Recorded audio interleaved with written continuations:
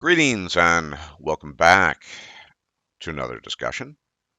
And today I think we have a real treat for you because it's rare that people talk about the details of the history of YouTube. And why is this interesting? Well, I think it's pretty inarguable that YouTube may very well be the most important media platform in the world. Sure, you could talk about things like Twitter or Facebook, but frankly speaking, in terms of videos at least, YouTube is number one, for better or worse. You're here, I'm here, pretty much everyone's here.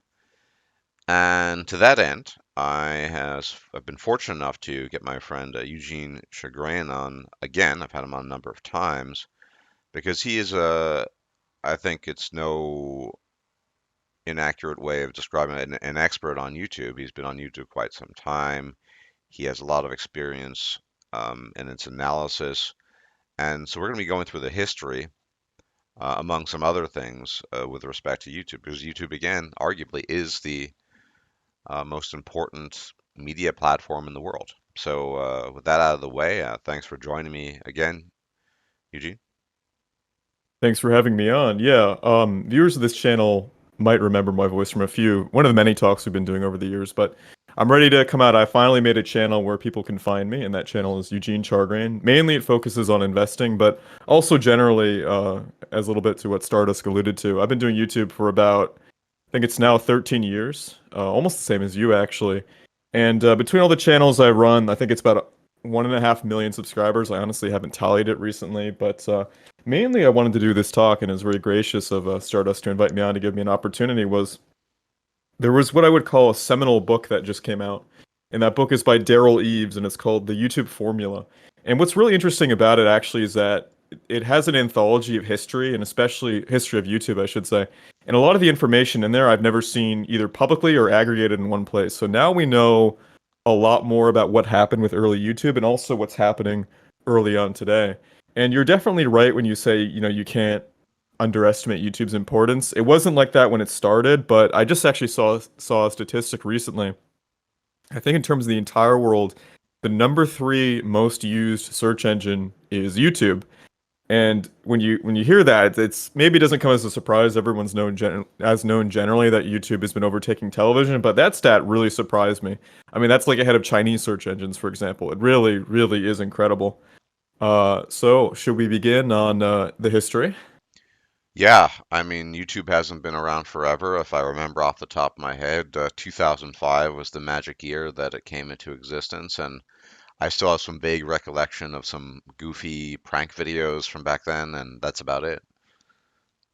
By any chance, do you know what the first video uploaded to YouTube was? I do not, I have to admit. So it was a video called "Me at the Zoo." Have you heard of that one? I don't believe I have. It's a really grainy and by today's standards outdated video. And what it is, it's one of the founders of YouTube uploaded. He uploaded a video of himself, I think, talking in front of an elephant. And for the time, actually, like how the video was shot, it actually was pretty high quality. They used a decent camcorder and I think even a tripod or something like that. That really was the seminal moment. And you're right exactly about how much online video has changed just over the past 10 years. Taking for an example, YouTube was acquired by Google, which some people would say was the beginning of the end. YouTube was acquired by Google in 2006, and that figure was for 1.65 billion dollars. Which I don't know if you remember, but if you remember, like being an online content creator was taken a lot less seriously back in like 2005, 2006, 2007. And when people saw the headline, at least I remember this, they were saying, "Why would Google pay over $1 billion for a fun video sharing website? That's ridiculous." I mean, there are major cable channels that get valued at a much lower rate than that. But fast forward to today now, we actually have finally statistics from YouTube how much they earn in revenue. And the figure I was seeing, I think they did $19 billion. I'm sorry, it was almost $20 billion in gross revenue in 2020. So if you're looking over a 10-year period, that's like a 20x in revenue. It's hard to find businesses that grow that fast. And so you can really, really see the growth of YouTube over those years.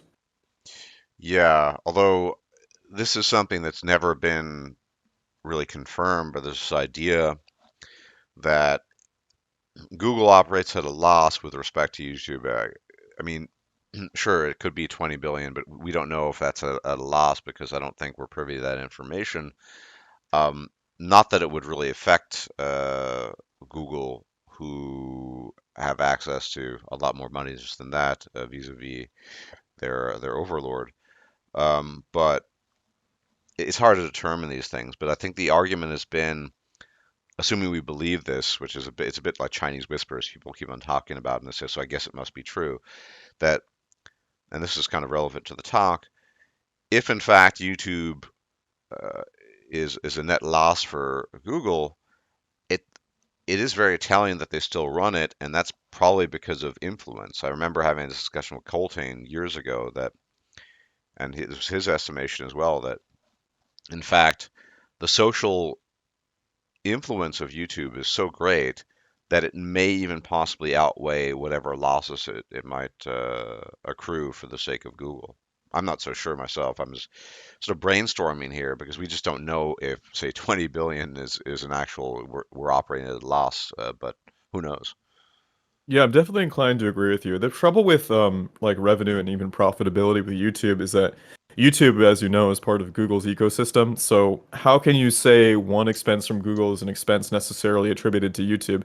Now, obviously there are accounting ways of doing that, but considering that's a whole part of the or the Google AdSense and entire Google search ecosystem, I wouldn't so much even pay attention to that. And also thinking too, the year is 2021.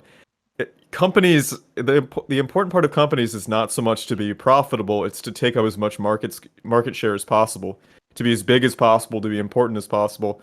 And especially when you get to a company as large as Google, revenues and profits start to matter less and less and less.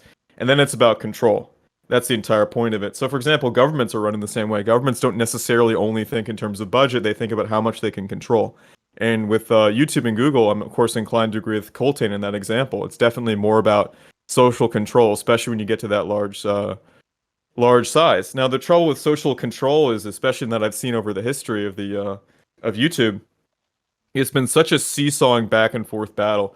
I've noticed ever since the very beginning of YouTube, YouTube's management has always had an idea for how they wanted the site to be, and the website never ever conformed with what they actually wanted. I would say until very recently, when finally we've learned enough about machine learning and AI to finally like do a total censorship crackdown on YouTube. But anyway, when it was all done by hand back in the past, it wasn't the case. So, for example, I was talking about the first video on YouTube. That video, me at the zoo, was actually, believe it or not, a dating video. I don't know if you knew this, but YouTube was intended to start out as a video dating platform where it would be a dating site, but the advantage of it was that you could upload videos of yourself, which at the time no other site was offering. Now, they found that the very few people they could get to sign up for the site weren't even using it for that purpose. They were just broadcasting themselves, to put it literally. They'd upload themselves talking, showing what they did that day, maybe skateboarding, surfing, something like that. And they also found too, very early on YouTube, no one was using it for the dating purpose, like I said, but also on top of that, they happened to have some footage they filmed of planes taking off and landing at some airport. And when they uploaded those, the most viewed videos very early on, like in 2005, 2006 on YouTube, were airplane takeoff and landings. And so at that point, they realized that their vision for the site wasn't coming through. And so naturally, over time later, they kind of evolved to a general video sharing site you know now. But I don't know if you remember, but very early on in YouTube, they also had a different set of morality guidelines. For example, I think you couldn't show any skin beyond a certain point. There were very, very, I would almost say, like moral majority standards that YouTube had. I don't know if you remember any of these. Maybe you could elucidate on that. You were both on there very early with me. Do you remember, for example, there would be channels where there was a big dispute over where they could wear low-cut tops or something like that? Do you remember that? I don't recall off the top of my head, but I certainly could imagine why that would be the case in the aughts. The aughts were a different time, and there was still, I don't know, for lack of a better phrase, more traditional values.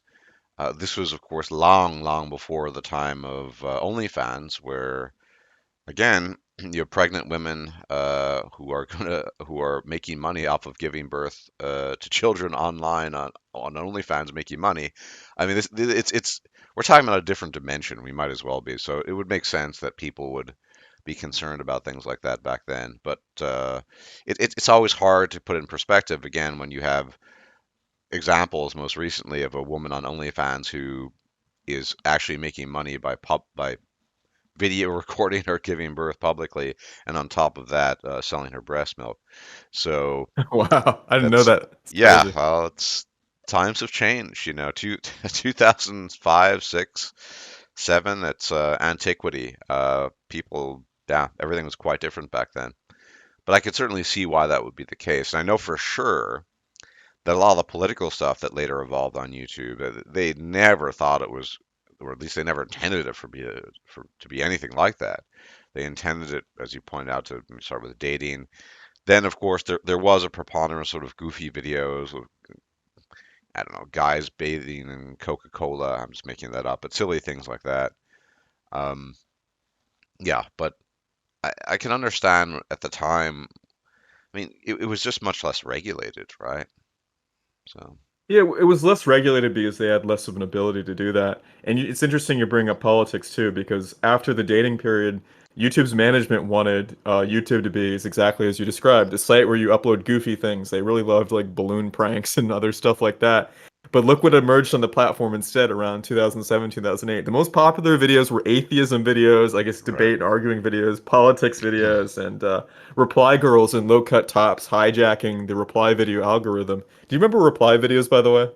I do. I also remember the year they disabled it. I remember at the time having, I think it was 2013, they got rid of it. But I remember prior to that having a number of sort of videos that were actually response videos, not in the sense of, you put it in the title, That's what I but meant to say. yeah, that's Response videos. Yeah. exactly. It was encoded in the upload itself. If I used to respond to Girl Writes What or whatever, it would say, response, right? They got rid of that.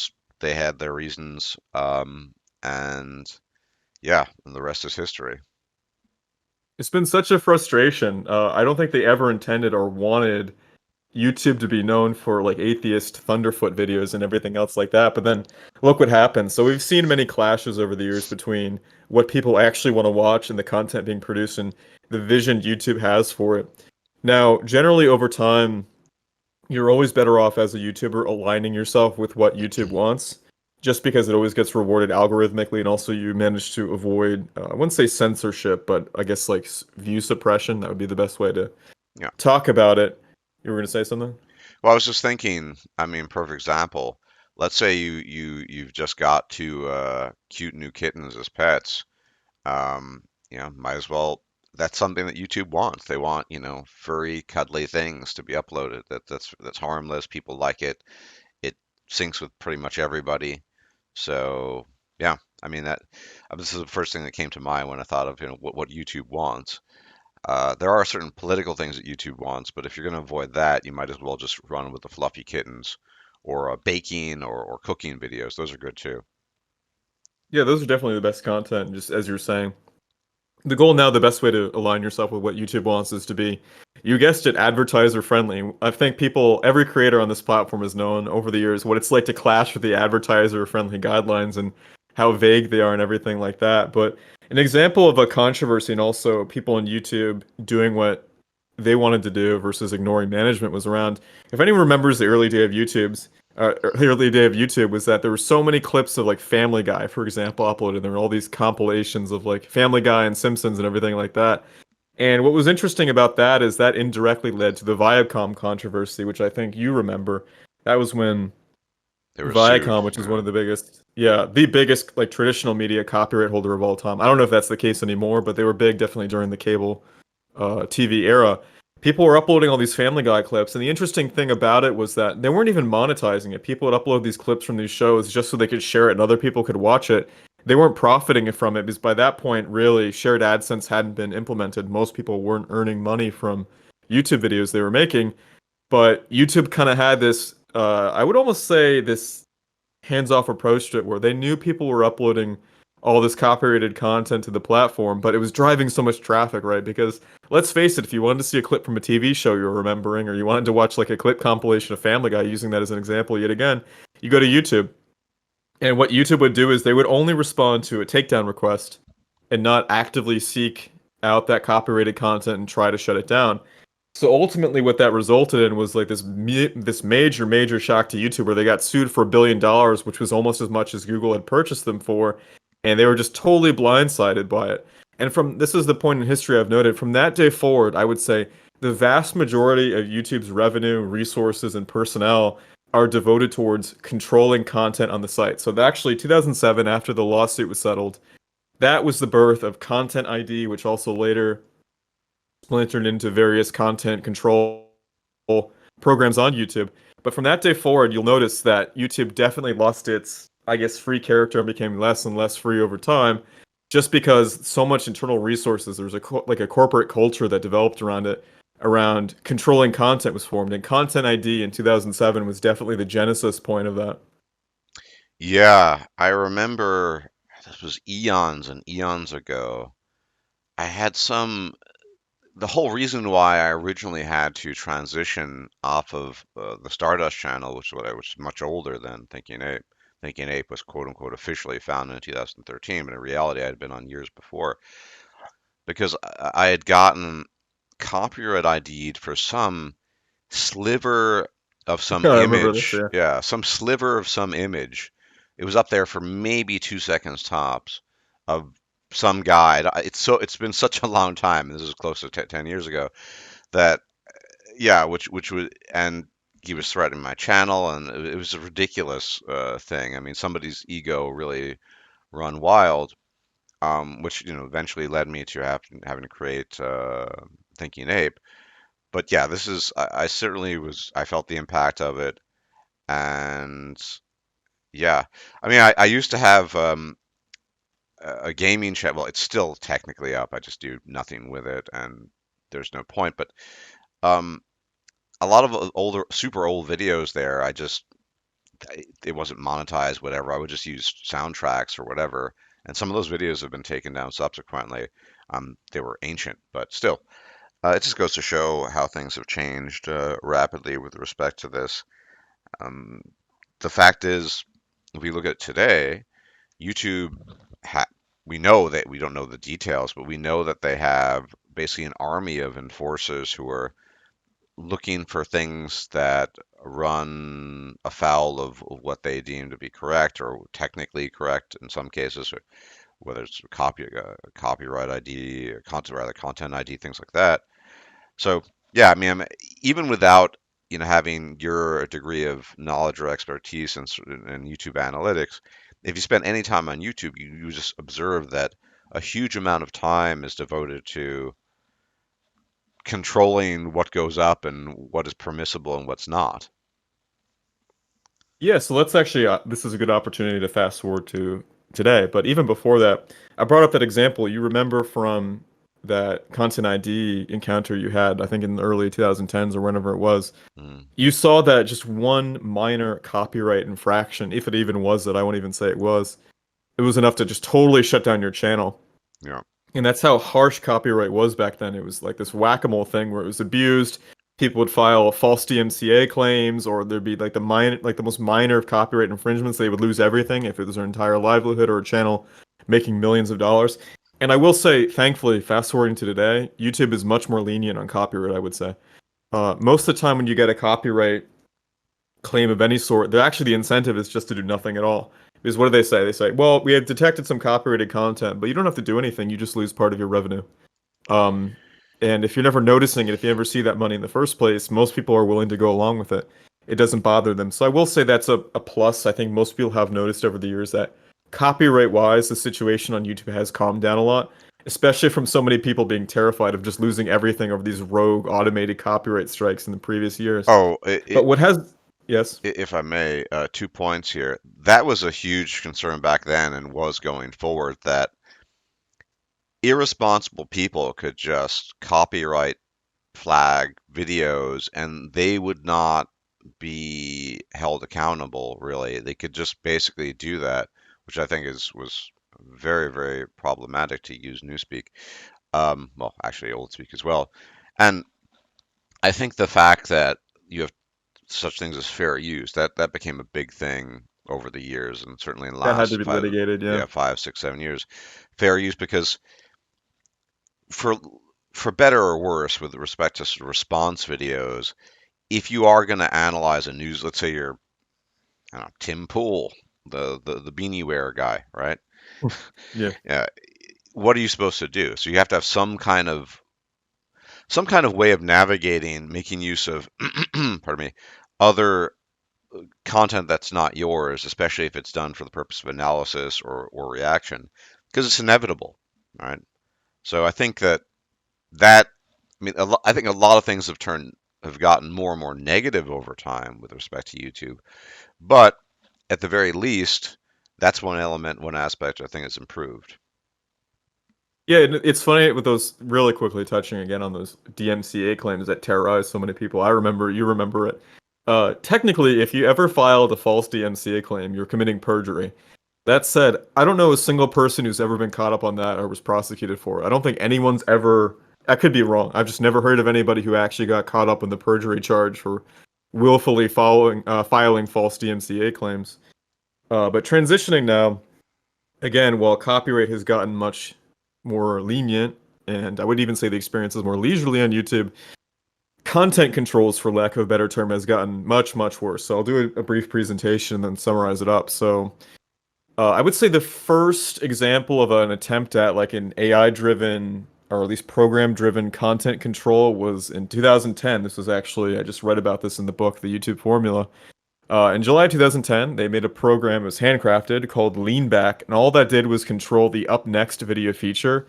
And originally, they were just trying to maximize clicks on YouTube. So whatever video just got the most clicks, the highest click-through rate, that's what would be recommended. Now, naturally, you can imagine what the downside was that it created a clickbait epidemic, or the handcrafted algorithm was incentivizing people to just click on videos as much as possible. Well, here's the thing, if you're constantly clicking around YouTube and you're not finding a video you actually want to stay on and enjoy, that's actually not a very fun experience. I think it's actually gotten to the point now where people are so into, I guess, gadgets and technologies and computers that they don't want to tap on their phone all the time. They don't want to click their mouse all the time. In fact, clicking is becoming, I think some people perceive it as a laborious task. And so that was really bad for YouTube. And what they noticed was that it actually was driving down user sentiment. People were unhappy on YouTube. Every video it seemed that they were being recommended was a clickbait video, or it was a bait and switch between the thumbnail and the content.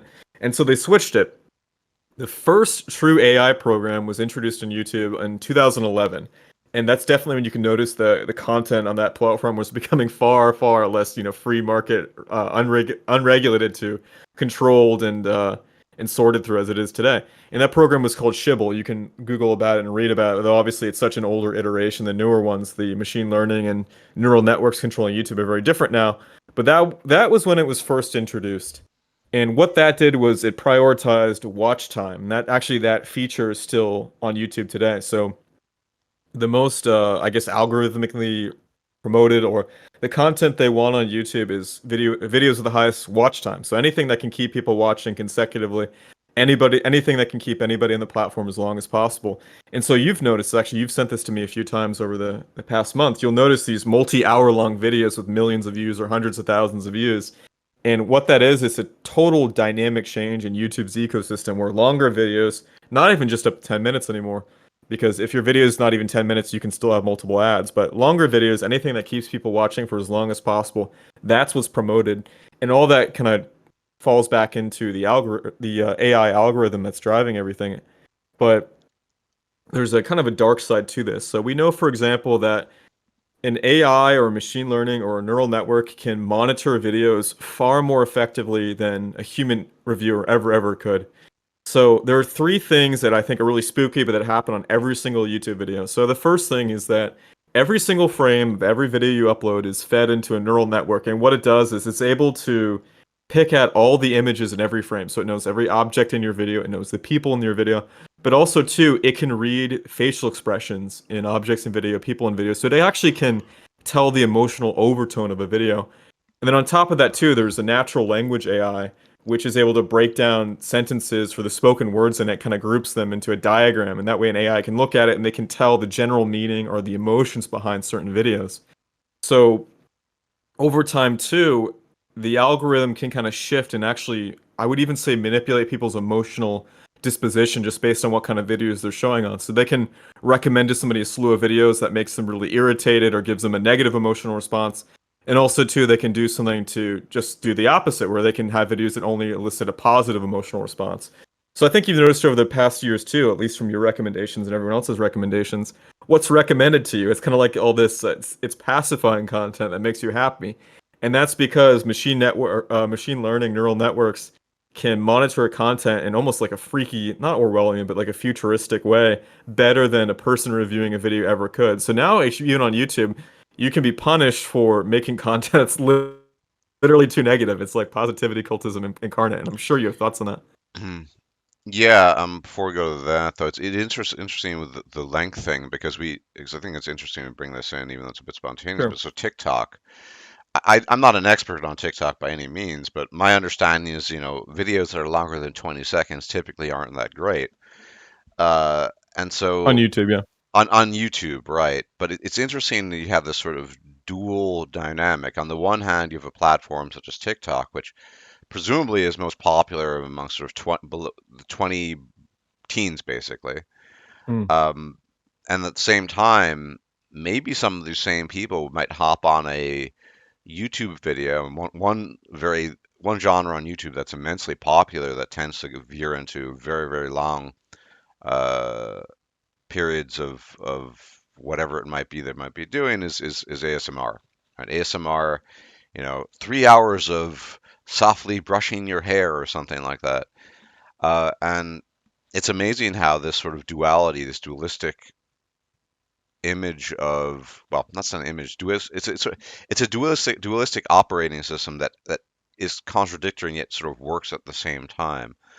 It's kind of noted that, but Yeah, sure. So, TikTok, yeah, uh, frankly, YouTube just failed to capture the younger generation below 20. Obviously, there are Zoomers on YouTube, but comparatively, TikTok has been growing much faster in that demographic.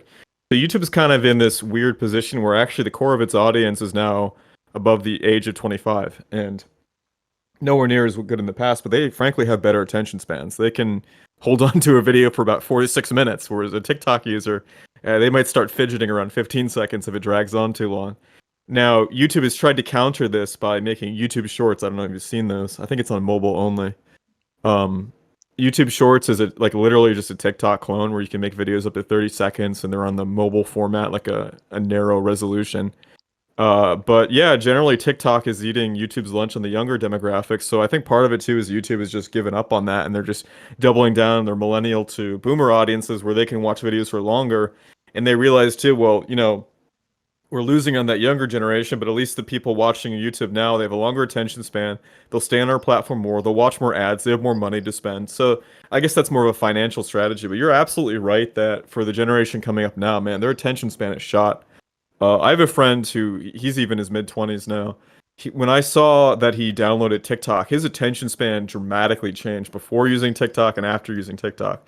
So I'd watch him on his desktop on YouTube, and sure, he'd click around a lot. He'd click around a lot more than me, but when he got onto TikTok, man, you can just see what it does to your brain. It like the dopamine hits, the releases, it short circuits you.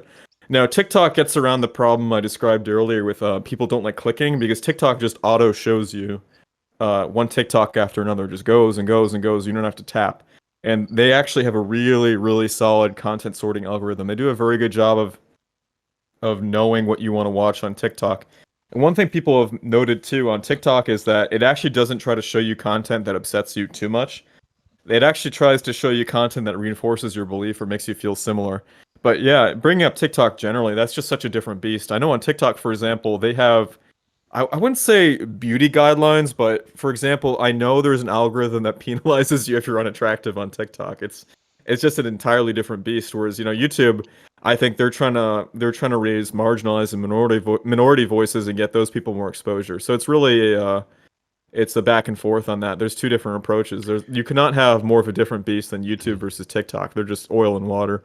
yeah, and without getting too much into the nitty details, I mean, TikTok ultimately is generated, created, run by Chinese powers. And YouTube, Google. I say this only because if you look at it from briefly from the ideological angle, you can see why TikTok would not be as concerned with the things that YouTube and Google are typically concerned with, to put it succinctly. So that makes perfect sense, given that. but yeah, I mean, getting back to the sort of positivity, negative, yeah, I think that this isn't the first time I've talked about this. I mean, we live in a culture, unfortunately, that is obsessed with, for lack of a better term, fake positivity. Uh, that, and so that is to be promoted. You're not supposed to be promoting things that might be more reflective of realism, actual life circumstances, things like that, because I think this is by and large reflective of the state of affairs in the world today. There are a lot of problems, especially these days, that are not accounted for. Mental health issues, for example, that sort of are burbling below the surface, and they're increasingly widespread, and they're becoming more and more massive. And so it's in everyone's interest, if you're YouTube or Google, to not talk about, say, I'll give an example, mental health issues and the things that sometimes occur in that context without going into nitty-gritty details. Again, it makes sense. The idea, I've talked about this many, many times, is to create a veil or an illusion of a world as you wish it to be versus the way the world actually is, as a functional human being or semi-functional human being, with all the ups and downs and all the good and bad that goes along with it.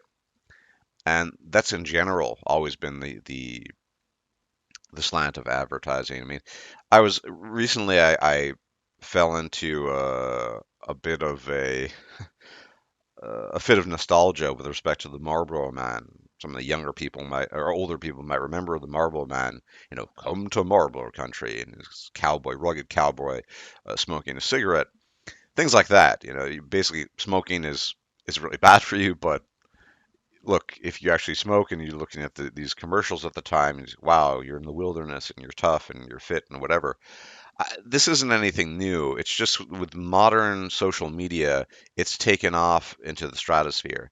So every effort is taken to suppress anything that might be viewed as negative or might somehow pierce that veil of illusions that is meant to tell us that everything is peachy keen and fine in the world and we just get on with our business.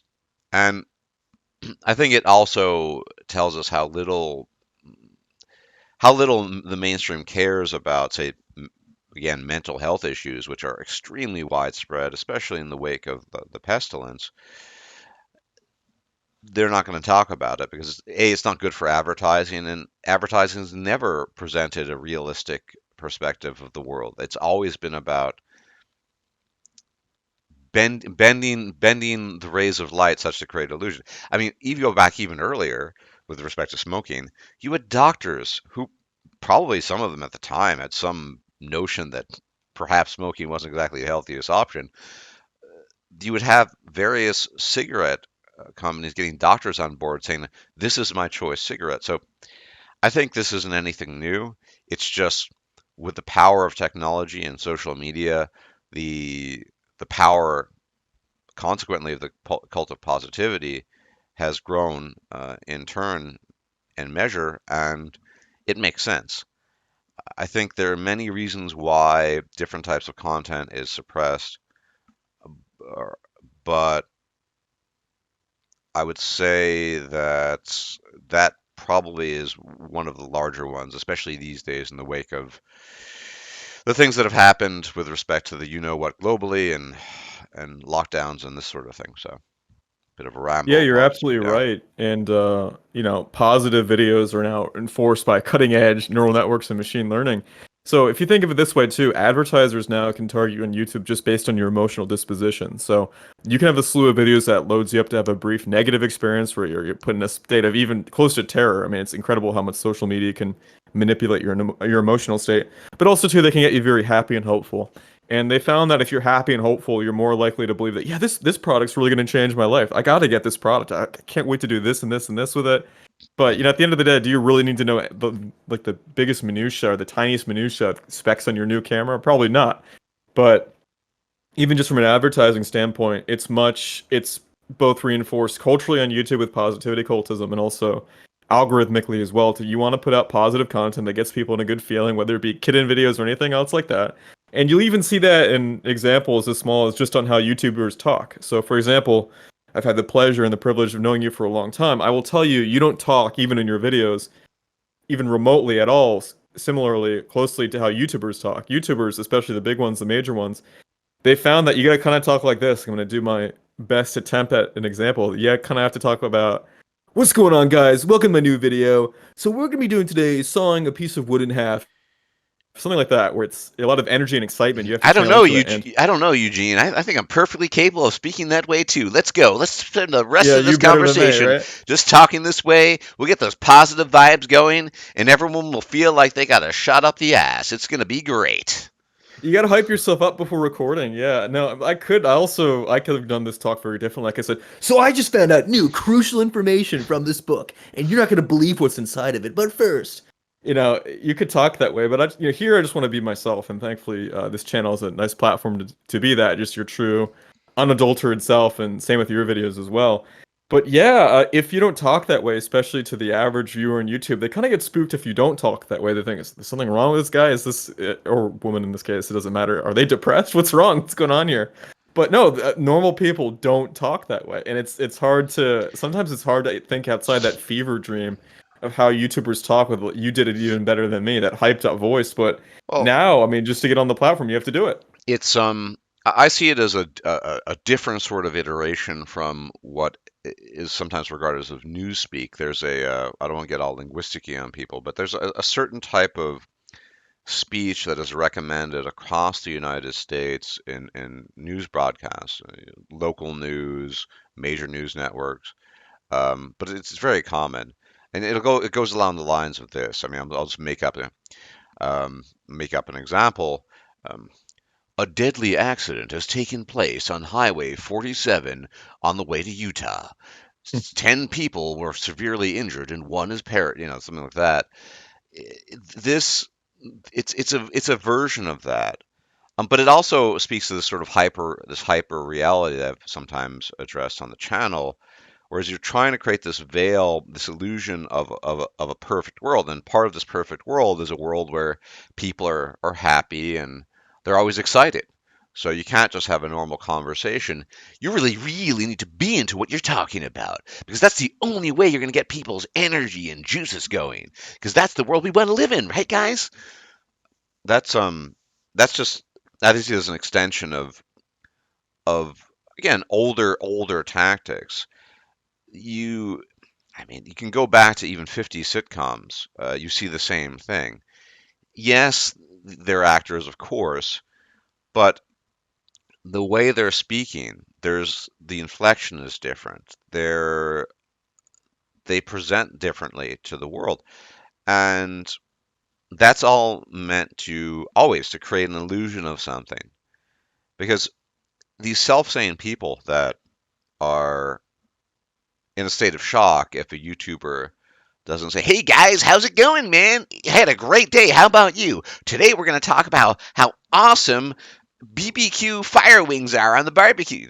That. And they'll also believe it. You even notice YouTubers doing this now. They'll have pet names for their audience or say, "You guys are awesome. Like this video because you're awesome. You awesome people. Welcome to my video." Yeah. And as a reminder, that's disingenuous. Unless you're literally like one of these people where, your neural chemistry is you're like constantly in a state of bliss. Most people don't feel that way, don't talk that way, or don't actually Yeah, I was believe about to that. say nobody goes to a Walmart and really interacts with other people. It's very Such a tame. disconnect. Yeah, you're right. When you're out in life doing your errands, it's like it's robot land. But on YouTube, everyone's like, "I'm your best buddy. Everyone watching this video is awesome." Well, I think the internet has effectively taken over the world in many, especially for younger people. I think the people that have been gotten into it very young, they're born in the early 2000s, the very young people, they don't know this landscape.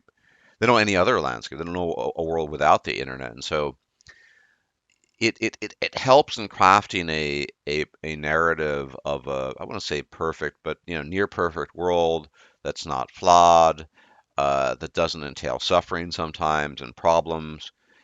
the more positivity you can produce. And again, this is just an advertising technique that's been around since the heyday of advertising. You know, nine, 9 out of 10 doctors endorse Camel cigarettes. Of course they do, right?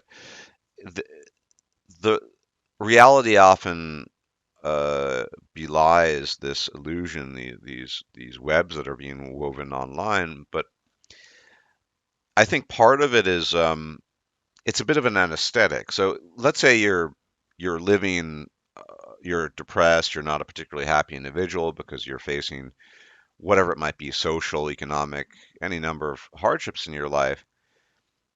The internet, particularly YouTube, offers a way out that's not a way out. You get to click on content that seems so divergent from your own experiences in the world that doesn't that have nothing to do with what you're looking at, that automatically becomes more preferable. It's a very subtle form of advertising, but it sucks people in part because it offers them a fantasy.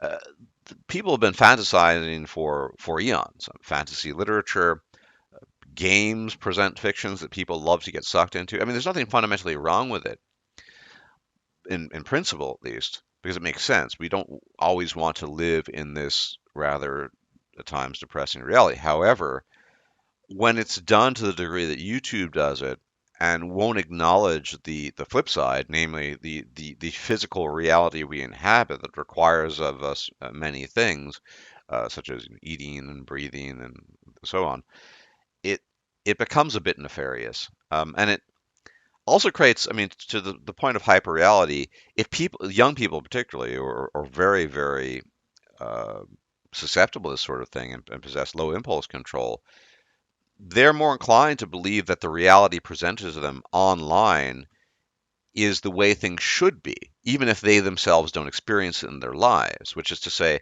they might be particularly unhappy or miserable or depressed or any number of things, but viewing that or interpreting that as possibly somewhat normal, or at least on a spectrum of normalcy within human life, becomes skewed by looking at the hyperreal projections of a YouTube, whereby they think, oh, well, this is the way it's supposed to be because my favorite YouTuber is telling me this, and Google is telling me this. So why isn't my life like that? So it actually makes the situation on the ground for people living rather unhappy lives that much worse because they're being sold a false bill of goods, and if they're sufficiently gullible, they'll believe it, and they'll be that much less happy about their situation, however, whatever the baseline unhappiness of the situation might have been. Yeah, it's interesting. My friend calls being a YouTuber, if you're a guy, a male OnlyFans. And what he means by that is that you kind of have to be somebody, you have to pretend to be a viewer's cool friend, even though you never meet them.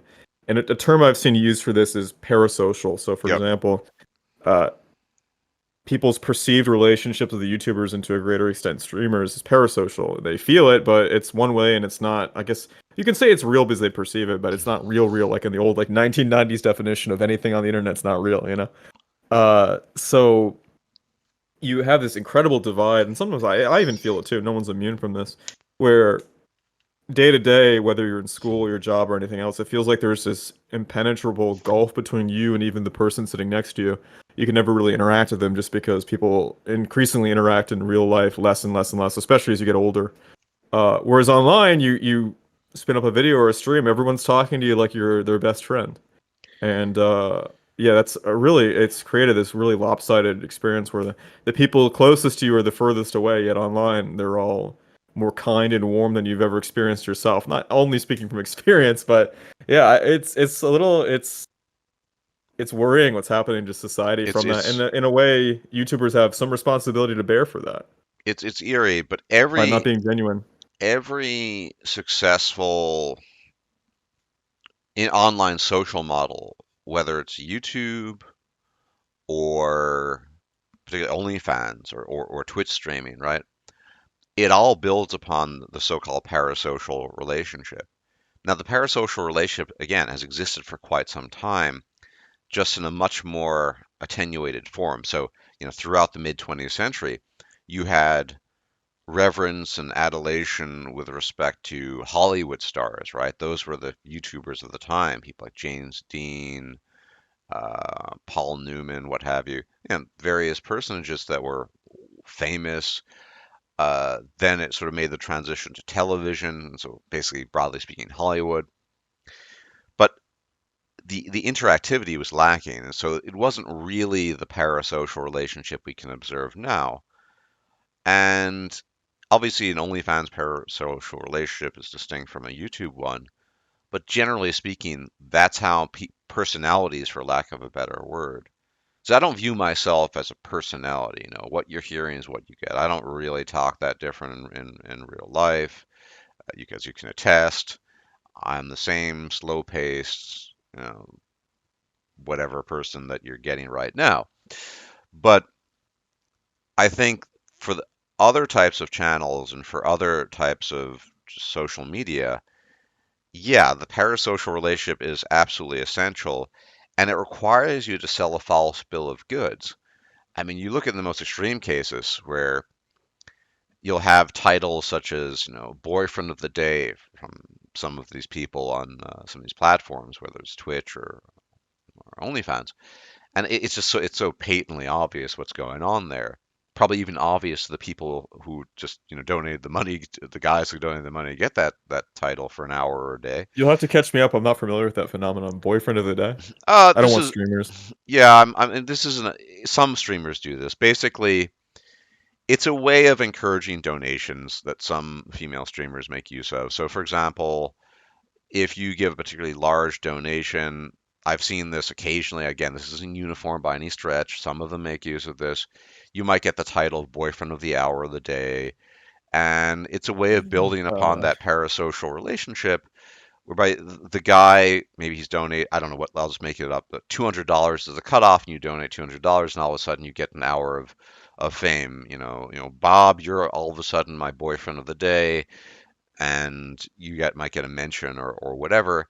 And the way the parasocial relationship works, of course, is it's not just between the person who donated and the person in question, but also the many other people who are involved in the parasocial relationship. So these people who have lead these parasocial relationships, they interact with other people that are deeply enmeshed in this network of parasociality, which is to say, if Bob donates $200 to this streamer girl, he's the boyfriend, and then he becomes the talk of the parasocial group of which he is a member.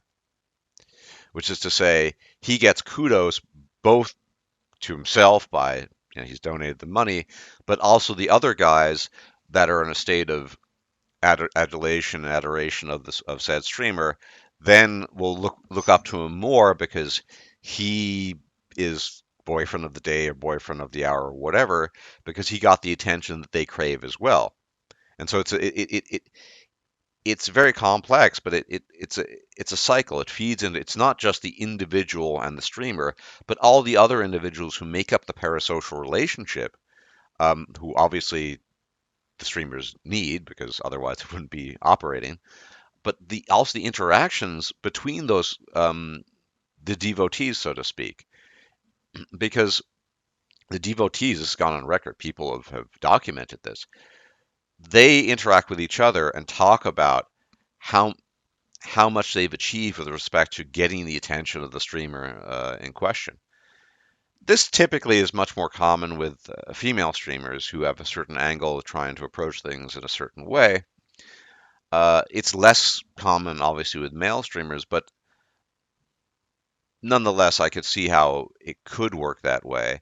But I mean, you can see even with the gender dynamics how that also becomes very skewed. It's in general, my view, I make no secret of this, is that the internet on balance has been more harmful than it's been helpful, especially psychologically, socially, etc. And so something like YouTube, well, here's another aspect. I'll put this on the table. I see a lot of young people these days who suffer from what some people might frame as attention deficit disorder. It may not be an official diagnosis, but the fact of the matter is, It was easier in a pre-internet era, pre-YouTube era, to focus and get the things done. I'm on friendly terms with a guy who's actually quite smart. And every time I think about it, he just doesn't get anything done. He's, again, by no means dumb. He's quite bright. But this guy, for example, he had a big exam one day, and what was he doing? He was surfing and hanging out on a Discord server. And now I submit to you that 30 years ago, that would have been impossible. I mean, sure, he might have found something else to do, procrastinated elsewise, but otherwise he would have not had this level of distraction. So yeah, YouTube is arguably the culmination of all of this. It's a constant distraction as you click from one video to the next. How many of us have just whiled away countless hours watching videos that we find kind of interesting? Maybe it's about green iguanas, and yeah, guilty as charged. I've watched videos about green iguanas because you just have some mild interest in the subject, or whatever it might be, when you could have been more productive, when you could have been doing something else. But that's the nature of these things. Click on one, and then something pops up the algorithm, and then you click on the next thing. You don't And bear as much responsibility as you would think. I mean, a lot of it is tailored to keep you on that platform as long as possible. well, Eugene, that's Ideally, I'd like to see it be regulated. There we go. yeah, but that's exactly my point. It's not on us. It's not really the responsibility of the viewers or the consumers in this case, although you can make some kind of argument for that. It's because again, this is targeted advertising in a sense. These strategies are developed intentionally to suck people in, whether it's at the local level in the case of individual streamers and the way they regulate and control the parasocial relationships that they rule over, or on much larger platforms, more broadly speaking, where corporations are designing these things. It's never lost on me that the owner of Google and YouTube is called Alphabet Inc. It just reminds me of Resident Evil. Uh, happy coincidence, I Umbrella guess. Corporation. Yeah, yeah. It's kind of it has that ring to it, Umbrella, Alphabet. It's kind of a bit eerie. Yeah, I see But what you mean. yeah, but yeah, it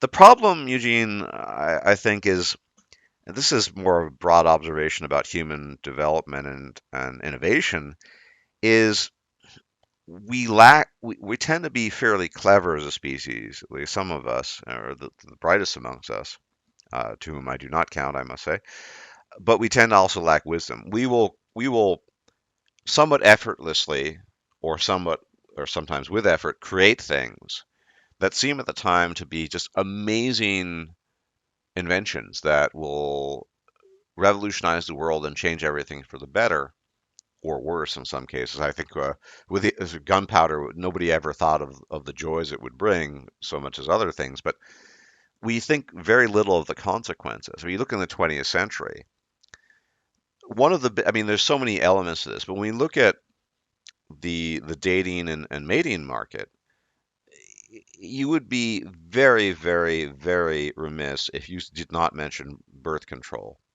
But at the time, people, you could argue, good intentioned people who created the pill, as it's sometimes referred to, though there are many different types of birth control these days, thought, oh, wouldn't it be a nice way of relieving some of the scare and burden women might experience in the context of even conjugal relations, which is, say, officially in marriage if they're not ready yet. But you fast forward to 2021, in addition to a panoply of other things that have occurred, and birth control probably was, at least indirectly, if not directly, largely responsible for the sexual revolution and all the attendant things and consequent things. So we just, as a species, we create things. The internet is the next big thing. Oh, isn't this cool? Initially, the internet was this thing that people could use, uh, savvy people, tech savvy people, for specific forms of communication. Then it began to use as an information platform. Arguably, it still is that, although it's not always the best information. And what do we have today? We have children growing up. It's not Timmy growing up these days saying, I want to be a pilot one day. I want to be an astronaut. I want to be a baseball player. Some, largely far-fetched dreams won't be realized by the individual, but it's nice to dream of. But rather, no, I want to be a YouTuber. I want to be a vlogger. And why? Because that's where all the attention is being funneled. And nobody thought of this. We, I submit to you and the audience the following proposition that we simply do not know what the long term consequences, and by that I mean decades long consequences, will be of being exposed to the internet nonstop, online personalities, YouTube, online porn, etc., from the get go. By that I mean you have some you have some guy who's born in, I don't know, 2003, right? Who's going to be 17, is 17, turned 17 this year, and his entire life has just been, you name it, everything's online, and he barely can interact in real life anymore. What will be the long-term consequences? Well, maybe this is science fiction-y. Maybe everyone will just be plugged in online and that'll be the end of it. And so he'll just lead his life and live his life that way. Maybe. But I don't think it's going to evolve that quickly, this sort of technology. So he's going to be missing out. And I think the problem, especially for the youth, and I know I'm a bit of a sort of tirade slash ramble, so I apologize both to you and the audience, but it's something that I have an interest in, as someone who's interested in sort of sociological phenomena, is that there are critical periods and benchmarks in human development. And when you don't acquire certain social skills and certain social cues of interaction at a very early age, you fundamentally lose that ability going forward. So if you've been online, jacked in from 2003 until 2021 with hardly any real life interaction, or at least to the extent that you did, nothing substantial enough that it would elicit in you your ability to read cues, your ability to react, etc., you'll be 25 and it's too late. It's over. To use the famous internet phrase from, it's just over. There's no way you're going to acquire these things because these things are passively acquired at the level of the subconscious, although it does obviously operate on a conscious stratum on some level.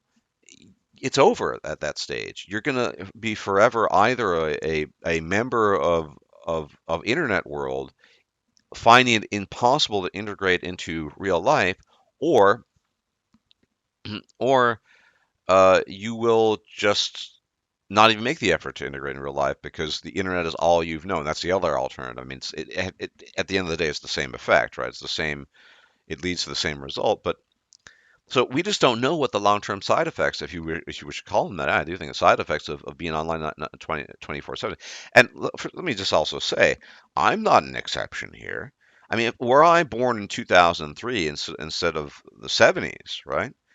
Uh, had I been born, rather, I would have been subjected to all this. I studied at university. I finished degrees. I did that. I would have been subjected to a constant onslaught of grabs at my attention that would have ripped me, torn me away from the tasks that I'd set myself to, whether it was a Latin examination or whatever, or a or a master's thesis. I remember being distracted at the time, without going into details, when I was writing one of my theses by a video game. And this was before things got really blown up online. So I'm not an exception. I lucked out in this regard, if you want to use the phrase, with respect to the time I grew up in, which was a time without the internet. But woe betide the children of the 21st century. We do not know what the effects will be. We already see some of possible, looking forward, some of the effects, the side effects. We see a silhouette of them, we see adumbrations, but we do not know what's going to happen long term. And this isn't the only thing. I mean, this goes on and on. Our ability to absorb information, the formatting of web pages actually reduces our ability, despite people's claims to content, this idea that the internet is this wellspring of knowledge, it reduces our ability to retain information simply by dint of the shape and the formatting. So it's, I guess, a bit of a rant here.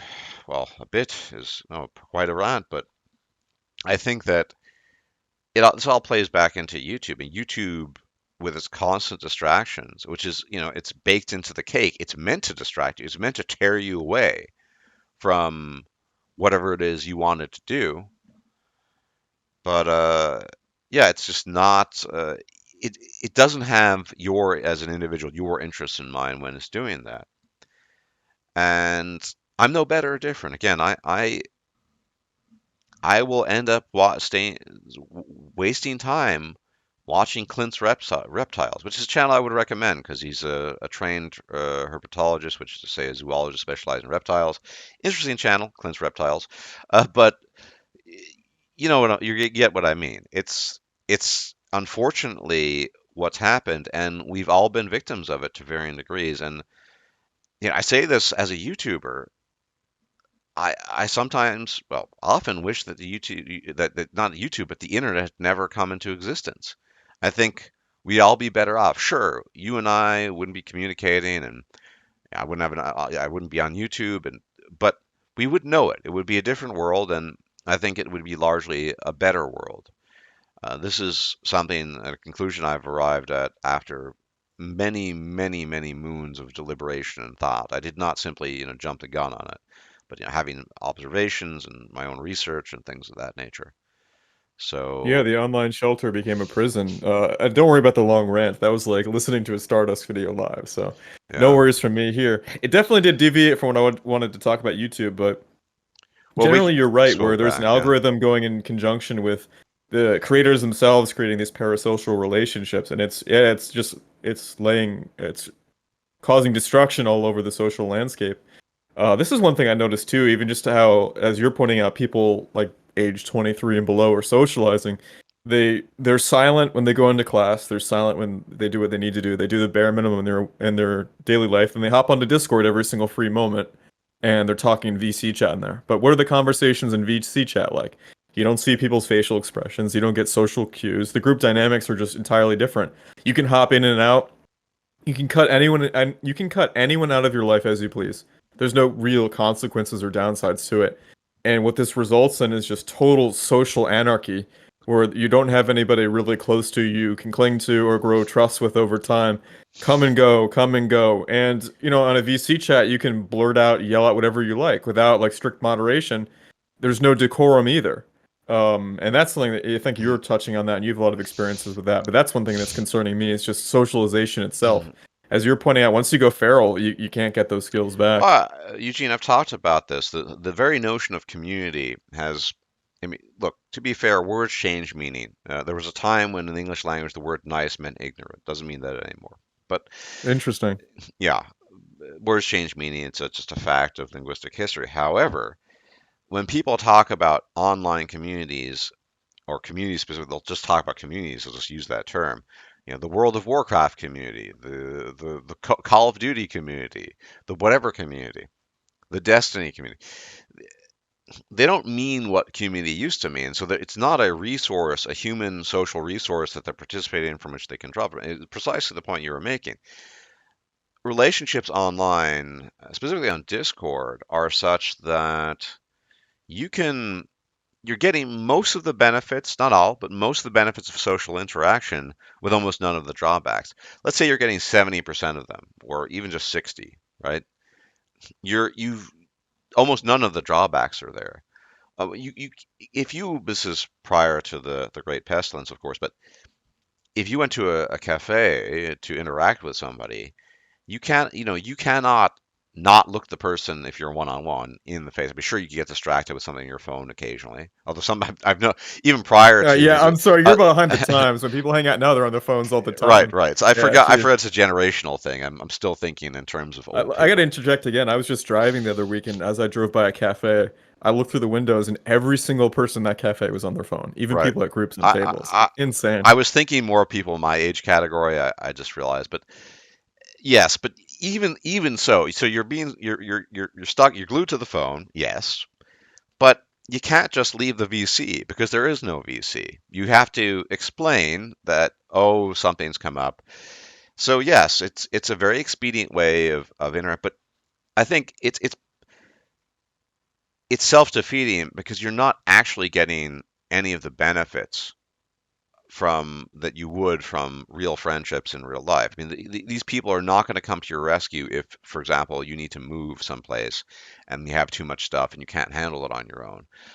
They're not going to help you. I don't know.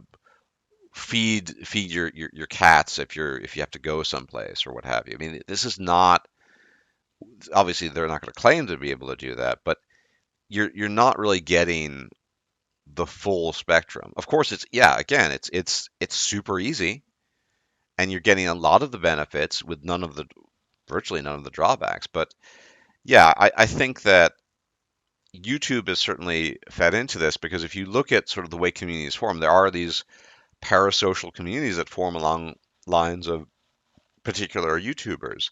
And oftentimes these YouTubers lack the wisdom and humility to realize that they're just a person at the end of the day. They're not, and I mean they've basically allowed the e-fame to to grow their e-peen, so to speak, to use a somewhat antiquated internet term. I haven't heard that in quite some time, but I guess I'll invoke Yeah, it. it's quite old, huh? Yeah, but You just dated yourself. yeah, well, yeah, it's okay. I You make have no no trouble doing that, right? no, I make no secret of the fact that I'm quite old, relatively speaking, to many people online. But the thing is, um, and they let it get to their heads. They this kind of self-aggrandizement. They start arrogating to themselves the role of adjudicator of all things worldly. And the consequence of that, of course, is that their followers tend to believe them. You develop a lot. I've seen this happen in communities. You get a lot of sycophancy and this sort of thing. And any challenge to what turns into a sort of authoritative relationship, because a lot of these parasocial relationships, they're based on authority, the male ones at least, much more so, where your job as a devotee or a lackey of these YouTube gurus of any whatever stripe they might be painting is that you kowtow to that you simply either agree with them or you offer some take that is in sync with what they're saying. And too much opposition results in oftentimes being jettisoned, I mean, being forced away from the quote unquote community, this sort of thing. None of this is particularly healthy.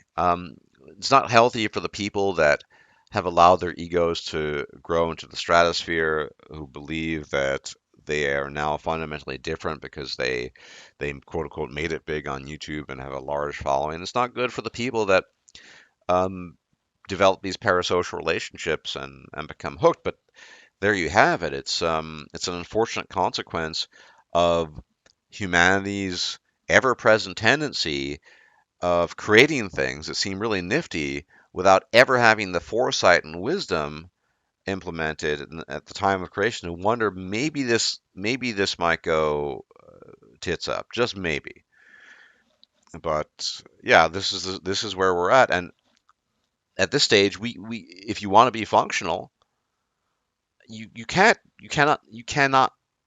not be online. You have to be online. I, I mean, You're I mean, right. The doors close behind people. I knew two people. They were in high school.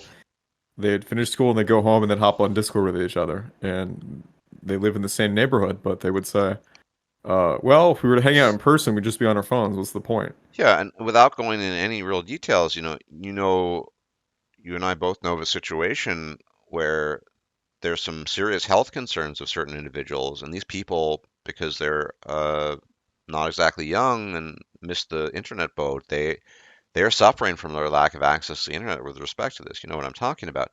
Um, yeah, so it's just you can't not be online. You have to be online, whatever it is, even if it's minimal. You you look at people that kind of the older people, for example, that tend to divvy up their time between maybe Facebook and Twitter, and then with some virtue signaling there, and then going back into the real world. They still require online for the virtue signaling and validation and all the projection. It's just it's even they think it's important and that these are Well, different for types. example, why do people show up to a demonstration? It's in hopes that they get photographed or filmed and people see them there online, you know? Yeah, yeah. I mean, I, I can fully concede the many things I've learned online over the years.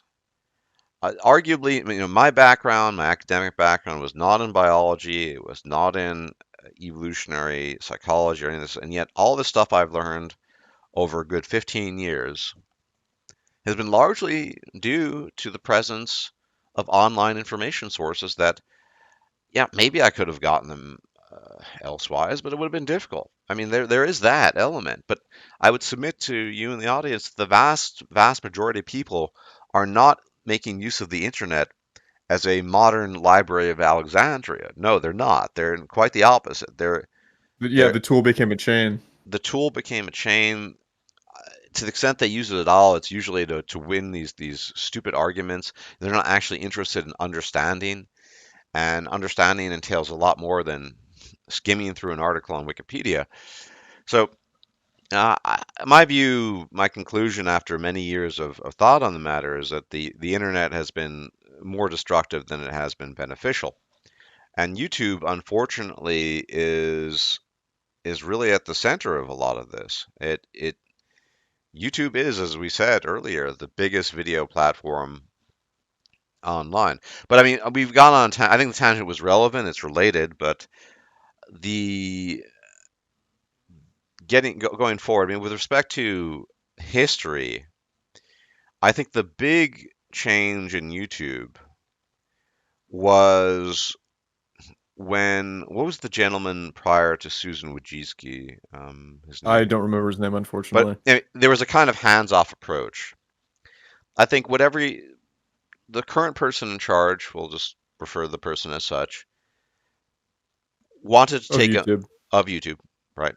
Wanted to take a much more hands-on approach to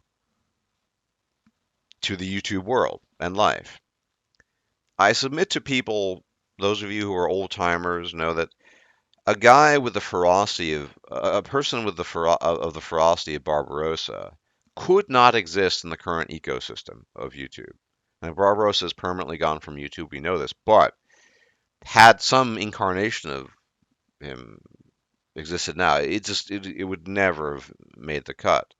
So I'm curious. So what exactly what changed in 2014 specifically with respect to the person who is in charge of YouTube? That's a very broad question. Yeah, the groundwork for the content controls were. Are we sure she actually became CEO in 2014? I thought she became CEO in like 2013 It or okay, you might be 2012. right. I I thought it was 2014. I might be off. I'm not the YouTube historian that you are more likely to be. I don't know. I don't remember the year either. I could be mistaken as well. Well, okay. I mean, the year is a little bit immaterial because it's more about what the personality behind it is trying to get done, right? I would say the biggest change was that the fact that we even became aware of a term called content guidelines. I think that term didn't even enter our consciousness until that time. Mm. Every year there's a new content guideline. It gets updated, it gets changed, it gets more and more narrow, more and more strict. And I would say that is the number one biggest cultural change on YouTube. And that was enabled by machine learning and AI, which became the most effective, multi-talented sensor that any person, any organization can even hope to or aspire to or dream to be. AI is it incarnate. Yeah, yeah, and it's been very effective at promoting, without going into details, the cultural objectives of the powers that be.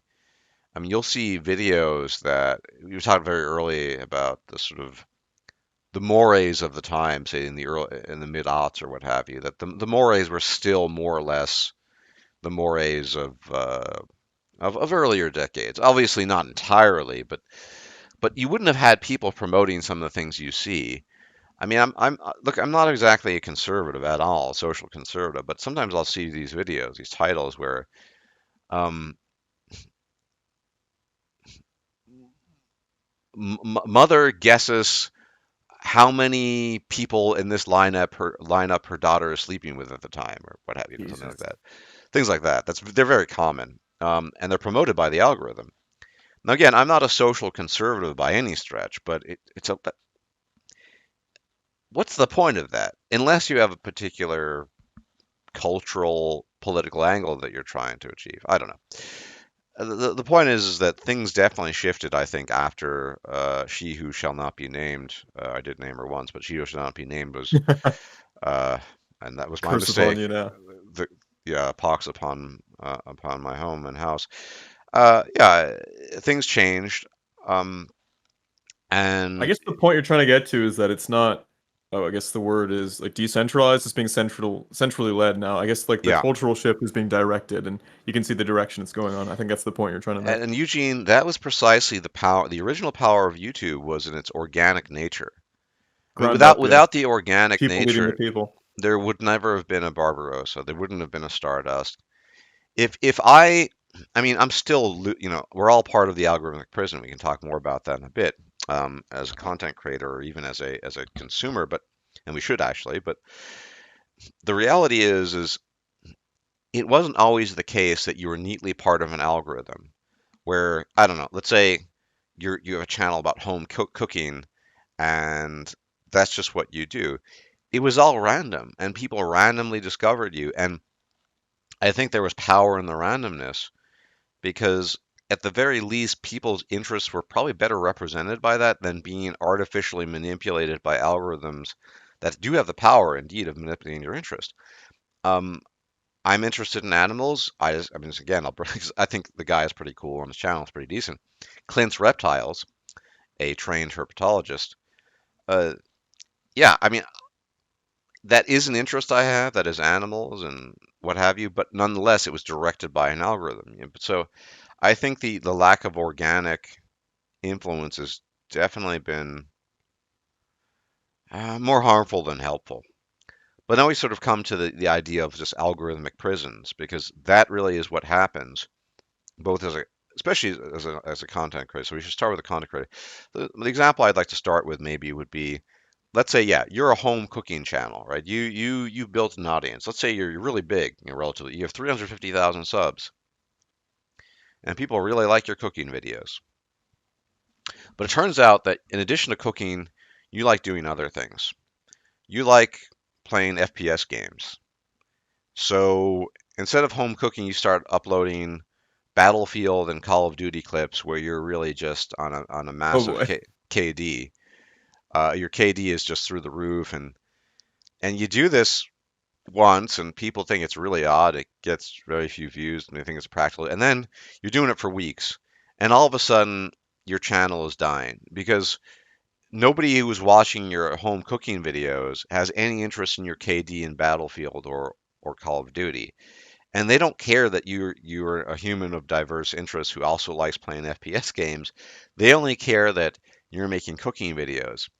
So in this case, the only thing that you do have as an option rather than going down this route is to create a separate channel that you will have to grow inorganically, no pun intended, or anorganically with your own blood, sweat, and tears, as it were, that happens to have this interest in and attracts people of that sort. And the self same people that may be interested in your KD and Battlefield and Call of Duty probably will have zero interest in your original cooking channel.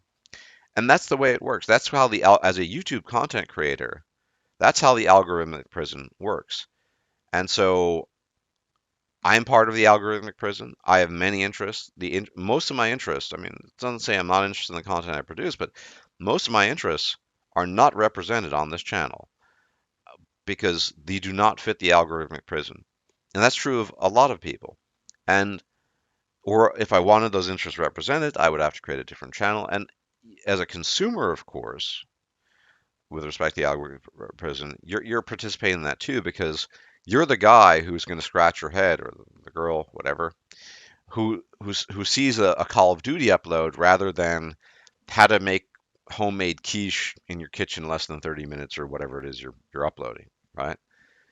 And you're going to be you're part of you're a prisoner as well, but you're the prisoner that's offering the disapproval that's driving the disapproval, which is going to incentivize the person to produce more cooking videos and fewer videos of Call of Duty and Battlefield. Of course, that's an extreme example. Most cooking people probably wouldn't veer into that territory. I get what you mean though. Yeah. Yeah, yeah.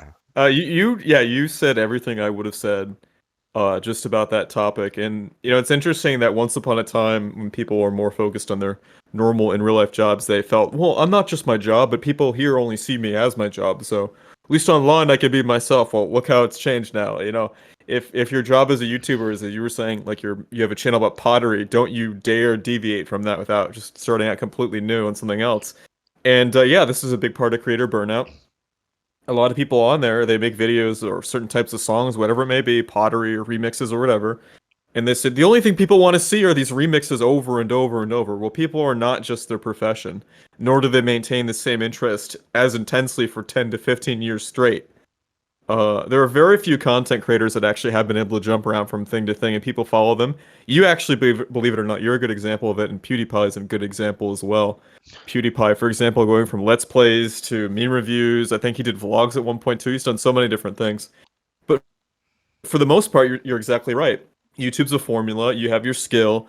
And more importantly, is that a lot of people over time realize they have a certain type of person they're targeting, a certain type of demographic, and you just hit that demographic over and over and over. But if you're a dehumidifier reviewer channel, I'm using that example because I saw it recently, or pottery, yeah, you can't leave from it, and that's such a soul-crushing thing to do. So, for example, my personal experience, as I said before, I have about 1.5 million subscribers, but it's all between different channels. Because I learned very early on, you can't pivot within one channel or you kill it, just as you said. People watching you for one thing don't want to watch you for another. So what that did is I had to create channels over and over and over, just on different topics.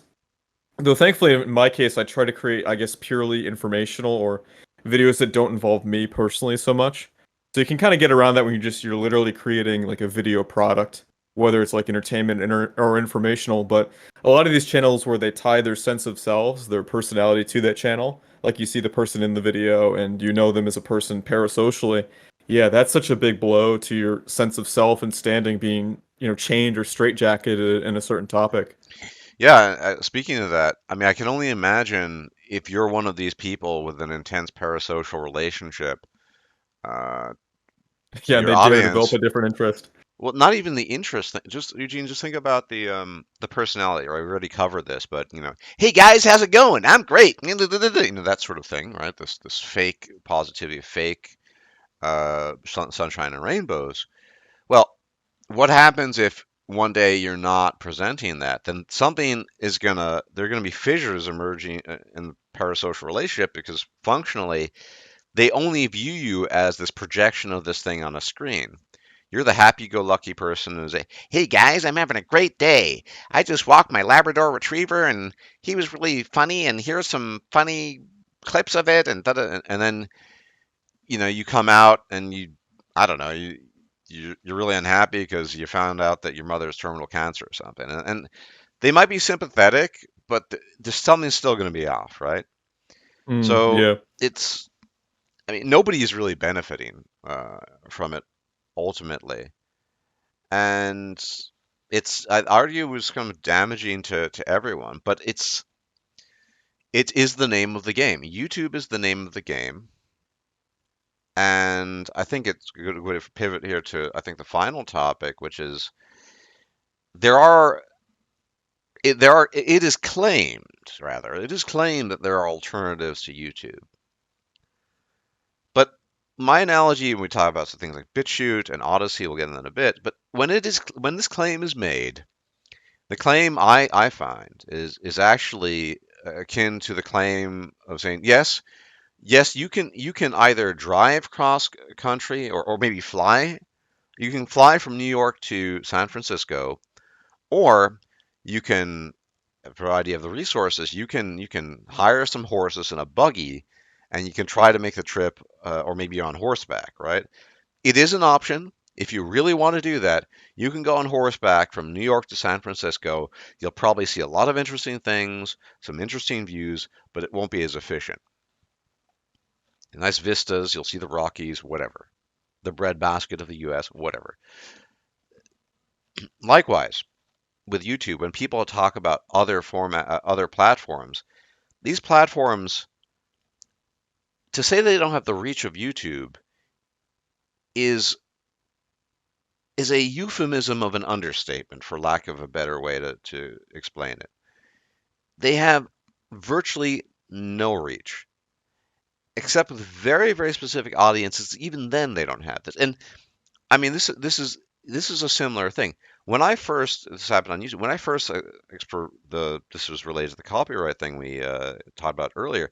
When I first moved from Stardust to Thinking Ape, it took me forever to get a lot of my subs back. It took forever. Now think about how difficult that is swapping platforms. So really,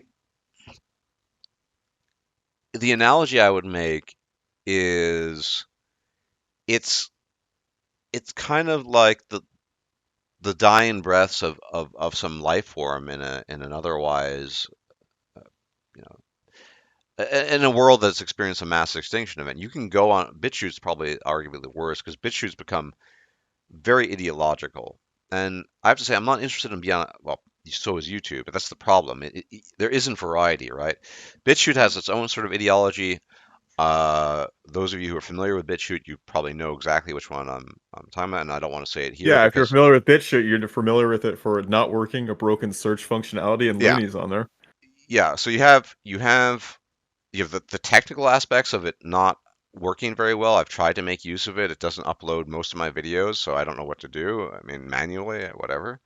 On top of that, however you want to term them, there are people of really, really extreme views there. And I mean, really, and that's where they gravitate. Now, there are other alternatives like Odyssey. Odyssey looks very Not polished. everyone's bad on there, but it's a No, preponderance of the people there. yeah, there are things like Odyssey, which are look very polished. They're very pretty. A few times I've been on Odyssey. It looks very pretty.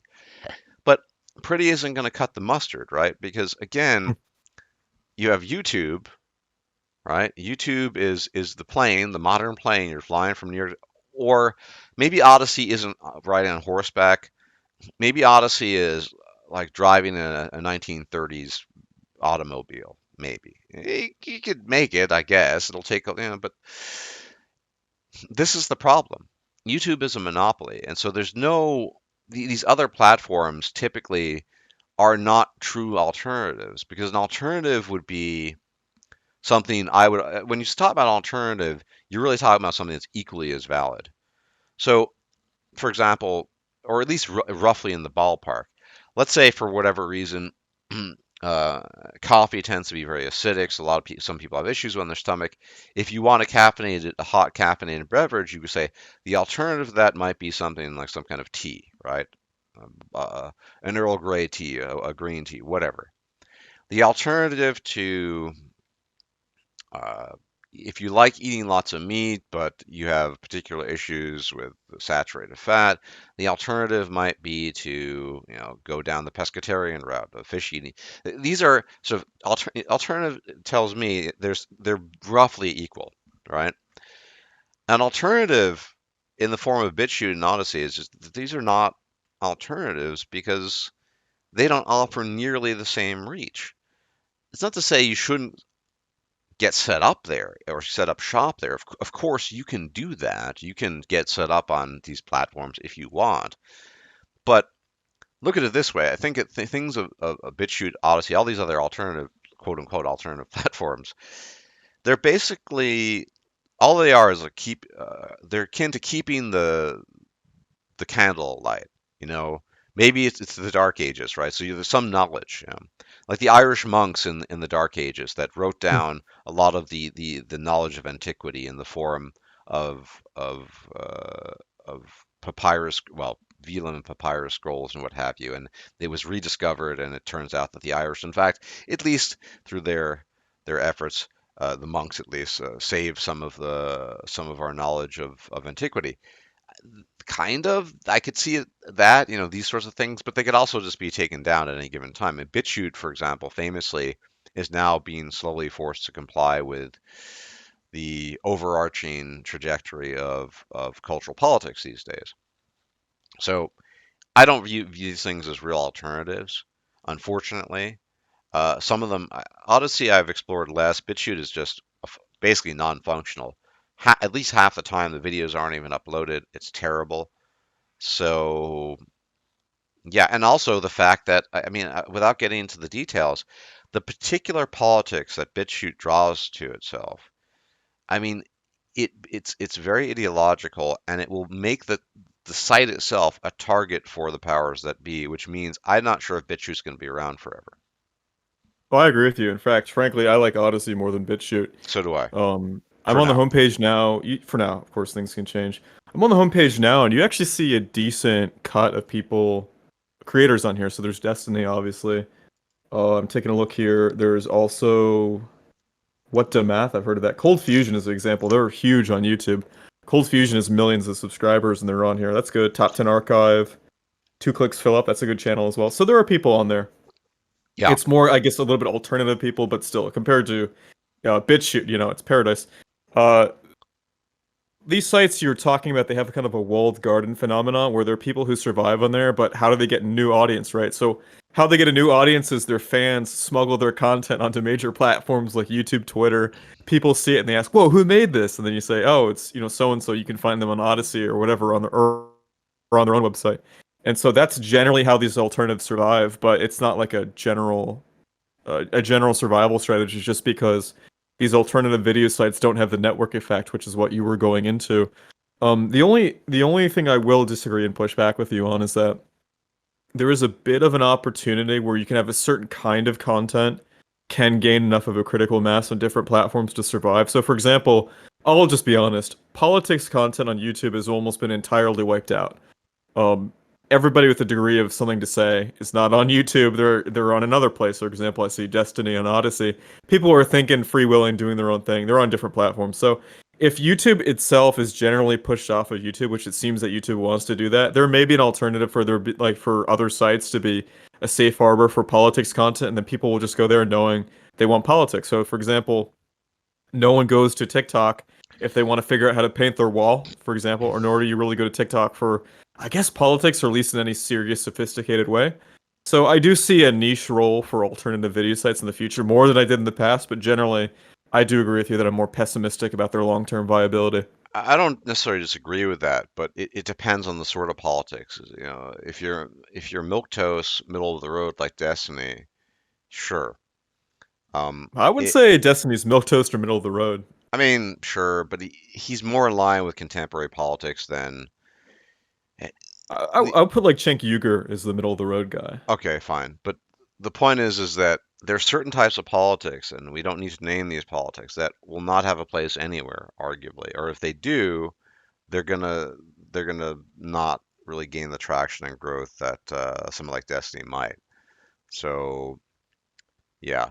Now, I mean, I guess the final point. I mean, what you operate many YouTube channels. You know how it works. I mean, what is the YouTube formula of success? Well, that's quite a topic to introduce here at the end. I'll give a brief overview of it. There's so many different things you could talk about, but generally the YouTube formula for success, if you want to know how to do more of it, I do recommend. I finally finished it, the book by Daryl Eves. It's called The YouTube Formula. But generally speaking, I'll give a few like random tips, and I think put together you can really start to succeed. So the first thing is, believe it or not, the most important thing before you make a video is you should make a thumbnail. And thumbnails ideally should contain extreme facial expressions. So there's a template, even sociologists or I guess evolutionary psychologists know this. There's a few like basic template facial expressions that we humans recognize and our mirror neurons fire when we see it. So there's the shocked, surprised, disgust, angry, happy. Those facial expression templates. Get a collection of facial expressions you can use in your thumbnails to do a photo shoot of yourself if you're willing to go on camera, or if you have an animated character, get like a bunch of different character sheet shots of your character and the different facial expressions. Use that. Pump up your saturation on your thumbnails all the way up. The brighter, more saturated it is, the more the human eye will be drawn to it. And then finally, know going in beforehand that your videos are for a certain demographic, and you need to think about who's your viewer, what do they want, and then endlessly cater it to it that way. So I'll use an example in mine. So right now I'm running an investing channel, and that's where I'm spending most of my time uploading, and I'm trying to be as informative as possible in that. And so who am I targeting, right? So I'm targeting somebody who finally has a degree of disposable income, right? So millennials are finally just getting on their feet now, 10 years after the boomers did in their own time, but they're finally getting on their feet. They finally have decent jobs. They finally have some money, and they're realizing, I got all this money. What should I do with it? It's more than I realistically could be spending or should be spending. They say you should save. How should I do it? Now, the trouble is because they didn't have money when they were younger, they didn't make the same investing mistakes learning how to invest when they're younger when they had less money. So now they got tens of thousands of dollars to throw around. They're sitting at home. They don't have much in the way of actual social relationships. It's not true for everyone, obviously, but we talked about this in a previous talk. So they get all this money thrown around, and what do? They hear, well, that Dogecoin thing's hot. I'm going to invest a bunch into Dogecoin or GameStop. And so the purpose of my channel is I want to talk to people who finally have some money to their name and make sure they invest responsibly and do it the right way. And so that's who I have in mind. And so all my content is directed around that purpose. So for you, with what you want to do, it has to be your interest. You need to do the same way. You need to be making the videos for someone, not just for yourself. Yeah. And you need to be consistent, so you can't Of change course. topic. That's the We other talked most about important that. thing. Yeah. You need to be consistent. Ideally, you should be uploading at the exact same time every single week so there's a sense of like a pattern or a habit. That's actually even just a holdover from the television show days. Like, Friday night Star Trek's on. You got to run over to the TV. Same thing with your YouTube channel, too. You need to be doing the same thing. Um, Beyond that, though, actually, frankly, the algorithm has gotten really, really good at knowing what your videos are about. There's not much in the way of like marketing or content strategy necessarily. I could tell you that, for example, the algorithm just wouldn't know first. So there's no way to advertise yourself. They know what's in your video, they know who likes it, and as long as you're making good content, frankly, it'll be put in front of your viewers' eyes really fast. It's amazing how fast channels spring up overnight just because how adept it is at recommending to people what they actually want. Yeah. So in a way, for all the ills it's generated, the algorithm kind of helps as well because it's sort of taking care of work you otherwise would have to do yourself. You can chase trends too, obviously. So when certain games come out, every time a new major game comes out, that's a big opportunity to make a name for yourself and get a bunch of views. Yeah, the game As long thing as you're, is it's please interesting. go on. Yeah, the game thing is I love the game thing was because it's it's such a hit or miss. There's such a glut of games out too, just nonstop coming out right now. And in theory, you could bet on one and say this is going to be the big one, but it also depends on the type of game. Um, you know, for example, this month Biomutant's coming out. A lot of people have been waiting for it, myself included. I don't think you could build a gaming channel off of Biomutant because it's a single player game. But on the other hand, this is astonishing. You see, Skyrim came out practically 10 years ago, almost, and Skyrim's probably the next Elder Scrolls won't be coming out in another 4 to 5 years, and yet you still have channels that are operating off of the Skyrim premise. So I think gaming channel within gaming, if you start off with something, it's easier to sort of pivot. I think you mentioned ESO the other day. I'm not really a fan of ESO because yeah, He's just a he, YouTube gamer. There's so he's much to just say to it. yeah, he's not a remarkable person. He's not very bright, but whatever. He's a guy, right?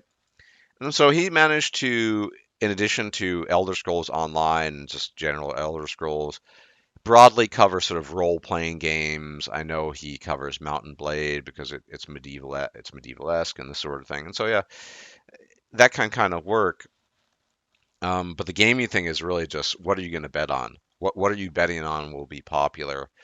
And then, to what degree? There's a game called Pathfinder Wrath of the Righteous coming out the end in autumn, I believe, and it's very niche. So you could cultivate an audience, and I've noticed some people have done that, but it's still very niche. So you're not going to get a massive audience. So it really depends. I mean, I think, and I don't want to say pushback. I think if you are going to start a new channel, having some genuine interest in it can help. It might help you to motivate you rather than sort of robotically following what you think. Because look, having zero interest, I mean, it would be really odd, for example, to go back to cooking. You start a cooking channel, but you hate cooking. That would just be weird. You have no interest in it.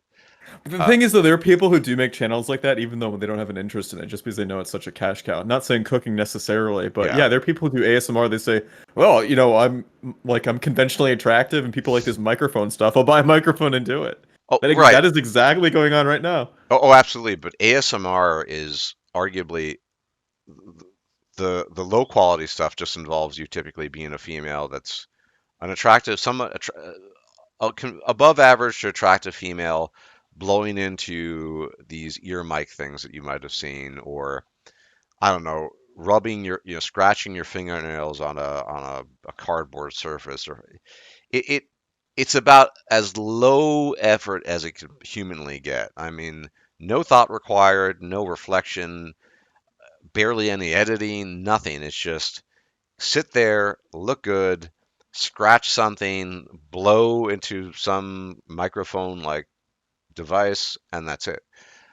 So yeah, they're definitely uh, and it can work. Some people are more popular than others. But even then, I forgot the guy's name. There's a Polish guy that does ASMR, but it's actual work. You know, for example, he does soap carving and things like that. It requires artistic skill and what have you. So your mileage is going to vary, but it really just depends. But I think that one maybe final point to make is it's hard to make it as a YouTuber these days. It's just harder than it used to be. If you were one of these guys that started eons ago with a particular kind of channel, you have the benefit of that, and over time you would have built up a following. But some people, if they want to get into a specific area of YouTube, a theme, I guess, they're going to struggle a lot more because it's 2021 and things have never been more competitive than they have now. You're exactly right. So even the pandemic drove so many people on the internet. They're thinking, well, I can't work. Well, I'll try this online thing. Now there's so many content creators chasing attention. You're right. It absolutely is much more difficult to succeed in YouTube these days. I mean, so for example, there are people starting YouTube channels. I see it. They're starting out. They have 500 subs, and their lighting is perfect. I even look. Their presentation style is perfect. They're following the YouTube formula. But there's just so many of them. They're like all clones of each other. Yeah, it's really hard to succeed, especially because there's so many people online. I know some people start channels, and let's be honest, if you want to be able to video edit, it's a skill you have to teach yourself, number one. And number two, video editing is so graphically intensive. You need an upper end, almost gaming to your PC to run video editing software, at least to a point where you don't want to pull your hair out. So what does that mean? You need to get expensive GPUs, which frankly are hard to get now. Thankfully, I do have them. And I know of people, I've talked to them, they drop 30 grand on a studio just because they want to start a podcast. I mean, it's not quite there, but it's almost getting to where cable TV levels of money spent on production just to be a run-of-the-mill YouTuber. It really is crazy. Because if you really think about it, like, a studio, like a CNN news anchor studio, isn't much more, at least in terms of ignoring the cameras, isn't much more expensive than even some of these higher end YouTuber studios. Like, for example, I think Unboxing Therapy is an example of that. So yeah, if you want to succeed, you have to be able to compete on that level. Um, One thing actually I'm really happy that I took away from this talk, and you were talking about this, is I realized too it's very important to actually avoid interjecting too much of your personality into your channel just because of the parasocial relationship it creates. I'm actually very happy you reminded me of that. Actually, I made a resolution to myself that I wouldn't be involved in any Discord servers, and I'm sticking to that. And I'm definitely much more happy having done that. And I don't think I'll ever join a Discord server or take part in it. I'm just gonna communicate one on one with people I enjoy talking to, and not get involved in any of those servers. And that's one thing to avoid too. I would recommend as a YouTuber. Don't get dragged into too much of I guess, the Discord servers and dramas and community around you, because you'll spend all of your time hanging out with your fans and not actually producing new content and getting more fans into your videos. That's probably the number one most important thing. Is you just got to be constantly producing and bringing in eyeballs to your stuff. Yeah, yeah, it's the nature of the game. It's Needless. funny because the advice if I were to ever give advice to somebody starting out on YouTube, it would vary person to person with what kind of channel they wanted to start. But it's funny because with you, I almost don't want to give the conventional advice because you've carved out such a unique channel that if you were to take the traditional route, if you were to follow the formula or take that advice, I think it would actually fundamentally it would destroy the beautiful flower in the sea of thorns that's still surviving. And I don't want to change it one bit. I don't want to give advice to you. Well, I'm not. Yeah, I'm not. I mean, we weren't really talking about me anyway. I just kind of. Yeah, I mean, but I think. Look, I'm not a big YouTuber or anything. I'm nobody special, but I mean, the fact that, knock on wood, I'm still around, that's just mostly due to the fact that I'm an old timer. I started off years ago, and there's that. Back then you didn't need these weird well, I won't say weird. You didn't need all the formula at the time were pretty much non-existent, not the way they're required these days. So it's yeah, I mean, I like to think it's fairly organic. And I don't try to dramatically alter my personality or what have you to say what Yeah, I it's want to funny. They say. they always So, say like all the major advice and what you read about YouTube, all the literature, it says adapt or die. Well, you are quite the opposite of that.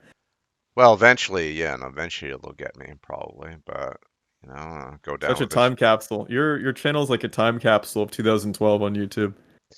Yeah, yeah, which in internet terms is we're talking, I'll say 2014. and You've innovated somewhat since then. yeah, I mean, it's kind of There's like even an animated outro. yeah. Well, yeah.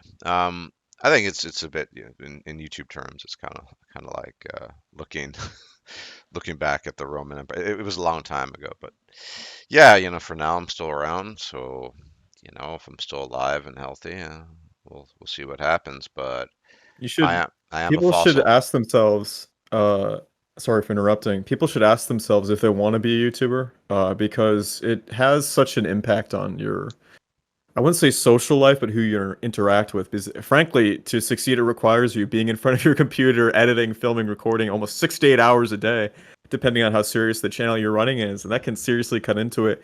And also, too, it changes how you interact with people, less and less over time because it's becoming more normal. But there's always that like kind of golden ticket hung in front of you where you could hang out with people or interact with people that are your fans. They know all about you even though you've never met them, but it warps your social perspective.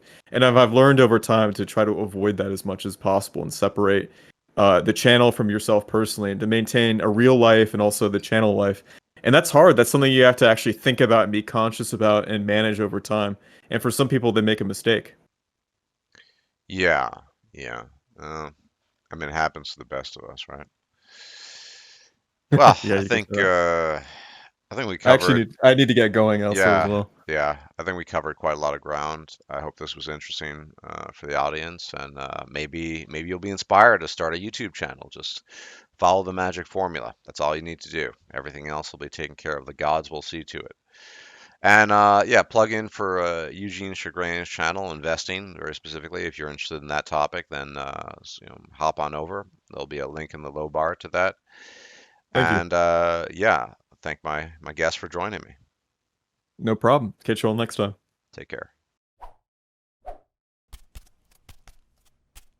If you liked this video, please like, share, and subscribe. And if you enjoy my content, please consider making a donation or becoming a patron. Thanks for watching.